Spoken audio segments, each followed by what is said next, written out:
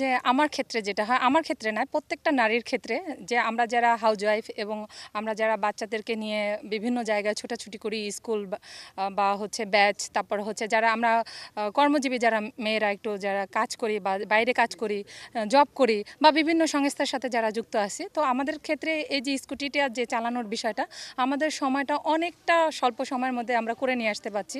এবং বিভিন্ন জায়গায় আমরা যখন শহরের মধ্য থেকে বের হই, প্রচুর জ্যাম থাকে, তো আমাদের হাতে যদি একটা স্কুটি থাকে, আমরা কিন্তু খুব ইজিলি বের হয়ে আমরা চলাফেরা করতে পারছি। আর রিক্সার জন্য দেখা যায় বাসা থেকে বের হয়ে অনেক লেট করতে হয় বা হ্যাসেলে পড়তে হয়, রিক্সাওয়ালাদের সাথে অনেক সময় দেখা যায় মানে খুব মানে একটা বাজে রিয়েক্ট হয়ে যায় বা সময় এক কথা যে আমরা অনেক সময় সেভ করতে পারছি, যে আমার হাতে যদি আমি একটা স্কুটি যদি খুব সহজে চালাতে পারি, তো আমার কাছে মনে হয় যে অনেকটা সময় আমি সেভ করতে পারছি আমার কাছে। নারীদের হচ্ছে অনেক বেশি স্বাবলম্বী হওয়ার দরকার। এখন আমি মনে করি যে হচ্ছে যেহেতু আমরা সবাই কর্মব্যস্ত মানুষ, আমাদের সময় স্বল্পতার অনেক বেশি দরকার।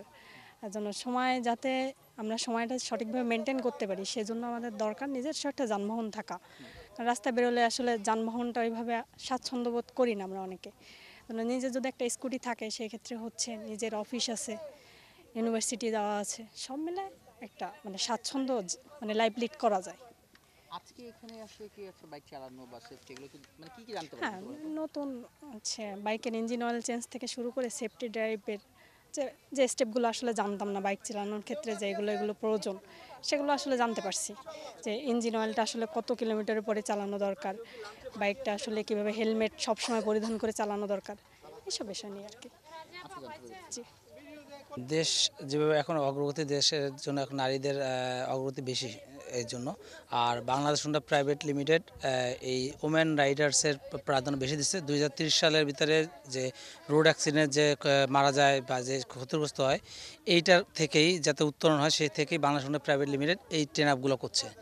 আর এটা আমাদের এসটি হোন্ডা ওয়ার্ল্ডের পক্ষ থেকে আমরা এই আয়োজনটা করছি। হ্যাঁ, আমাদের জাপান থেকে ট্রেনিং প্রাপ্ত কীভাবে চালাতে হয়, কীভাবে দিক নির্দেশনা হয়, কীভাবে গাড়ি সংরক্ষণ করতে হয়, সে সব নির্দেশনাগুলো এখান থেকে দেওয়া হচ্ছে। আর লার্নিংগুলো এখান থেকে শিখতে পারছে।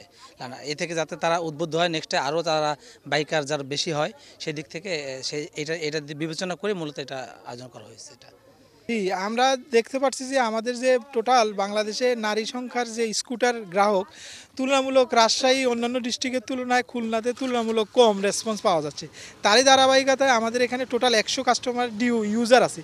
তারই ধারাবাহিকতায় আমরা তাদেরকে ইনভাইট করি যে আমরা শুধু বাইকগুলো বিক্রি করলে আমাদের হবে না, তারা যে বাইকগুলো কেন চালাইতে পারতেছে না বা ইফিসিয়েন্সি অনুসারে তাদের বাজারে বাইক রাইড করার সময় রাস্তায় যাতে সুন্দরভাবে রাইড করতে পারে, সেই বিষয়গুলো এনশিওর করার জন্য কীভাবে ইঞ্জিন ব্রেক কাজ করে, কীভাবে একটা বাইক 130 কেজি ওজনের গাড়ি খুব হালকা প্রেশারে উঠাইতে হয় নিয়ম অনুসারে, তারা এগুলো দেখে আজকে খুবই উদ্বুদ্ধ হয়েছে যে 2 বছর আমি কেন আগে এটা জানলাম না, তাহলে তো আমি আমার অন্য যারা মেয়ে কলিগ আছে ওনাদেরকে উৎসাহিত করতে পারতাম। তো এই জিনিসগুলো আমরা দেখেও আমাদের কাছে উৎপত্তি হয়েছে। আমরাও আগামী দিনে এই বিষয়গুলো খুব আরও সুন্দর আকারে গুছিয়ে প্রোগ্রাম করব এবং এই সেফটিটার সাথে আমরা সার্ভিস মেনটেন্যান্সগুলোও এনশিওর করছি।